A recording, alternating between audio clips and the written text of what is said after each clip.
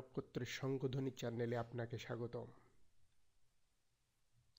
2025 সালের ধনুরাশির 19 জানুয়ারি থেকে 25 জানুয়ারি পর্যন্ত সাপ্তাহিক রাশিফল আলোচনায় আপনাদেরকে অভিনন্দন, স্বাগতম।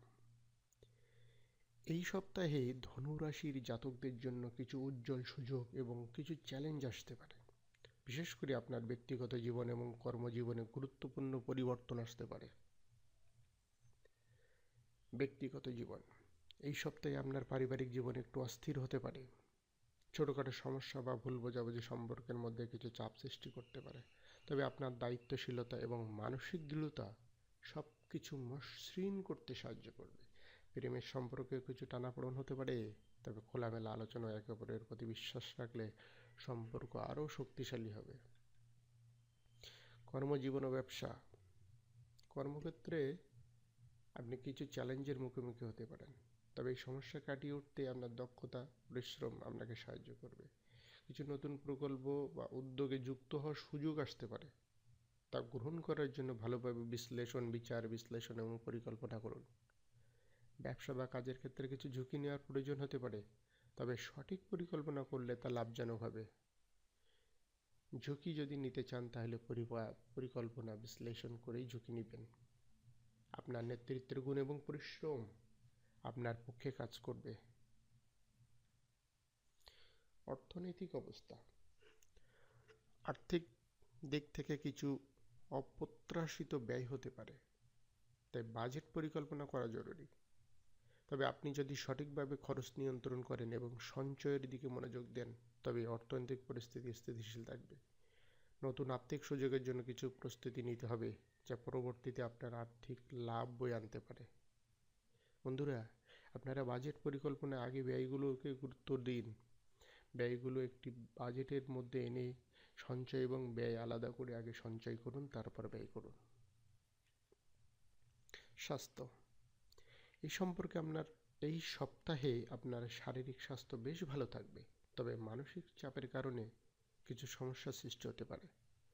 অতিরিক্ত কাজের চাপ থেকে দূরে থাকুন এবং মানসিক প্রশান্তি বজায় রাখতে কিছু সময় নিজের জন্য বের করুন।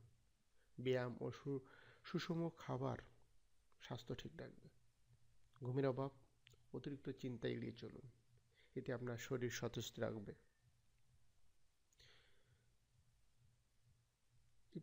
সমস্যাগুলোর প্রতিকার পেতে আপনারা এই বিষয়গুলোর দিকে খেয়াল রাখতে পারেন। ব্যক্তিগত সম্পর্কের ক্ষেত্রে সূর্য পূজা, প্রতিদিন সকালে সূর্যদেবের পূজা করুন, বিশেষ করে রবিবার। এটি আপনার সম্পর্কের মধ্যে শান্তি এবং সমঝোতা আনবে। হলুদ রঙের ব্যবহার, হলুদ বা সোনালী রঙের পোশাক পরিধান করুন, এটি সম্পর্কের মধ্যে সাফল্য ও শুভ্রতা আনবে। বিশ্বাস ও খোলামেলা আলোচনা, সম্পর্কের ক্ষেত্রে খোলামেলা আলোচনা বজায় রাখুন এবং একে অপরের প্রতি বিশ্বাস রাখুন। কর্মজীবনে গণেশের পূজা করুন, প্রতিদিন সকালে গণেশ পূজা করুন।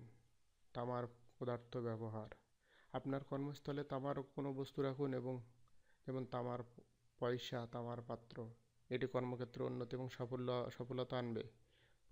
ভালো পরিকল্পনা, নতুন কোনো উদ্যোগ বা বিনিয়োগের আগে ভালোভাবে পরিকল্পনা করুন এবং সব দিক ভেবেচিন্তে সিদ্ধান্ত নিন। অর্থনৈতিক অবস্থার জন্য লক্ষ্মী পুজো করুন, প্রতিদিন শুক্রবার মা লক্ষ্মীকে পুজো করুন এবং সোনালী বা হলুদ ফুল দিয়ে দান করুন, এটি আর্থিক পরিস্থিতি সুদৃঢ় করবে। অতিরিক্ত খরচ নিয়ন্ত্রণ, বাজেট পরিকল্পনা করুন এবং অপ্রয়োজনীয় খরচ থেকে বিরত থাকুন।